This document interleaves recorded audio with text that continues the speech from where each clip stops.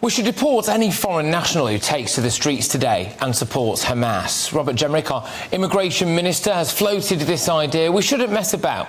Let's check in, shall we, on how this global day of jihad is going so far. So there's been some footage of protests earlier in Jordan. Speeches, chanting, flags waving everywhere. There was guns in the crowd, military men. There were scenes like this as well in Yemen, in Iran, in Iraq, in Malaysia, in Bangladesh.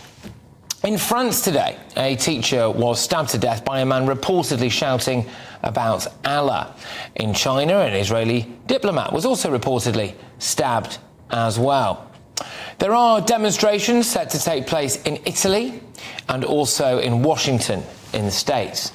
We've seen some incredibly distressing scenes from Washington already, with Jewish university students breaking down after there was a pro-Hamas rally on campus. We'll play you a clip of that at some point. GBNews presenter Josh Howie dropped his kids off at school today. He said that dropping children off at a Jewish primary school shouldn't feel like a brave act, but of course several other Jewish primary schools have closed today.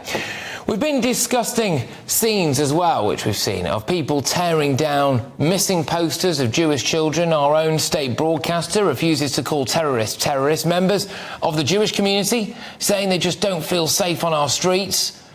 What happened? What on earth happened here? Now, if you listen very closely, I think you can hear the world bubbling today, just simmering away. I, for one, am not willing to stand by and let this country tear itself apart. I, for one, am not willing to stand by and see a Jewish community that does not really have a safe space anywhere in the world, clearly, come under attack from a global gabble of ghouls. The way I look at it is this. We offered Jews safe refuge after the war, didn't we, here in Britain, and we promised them a safe existence. We have to uphold that promise, don't we? And if foreign nationals on British streets decide to support Hamas, a terror group, then surely they've got to go.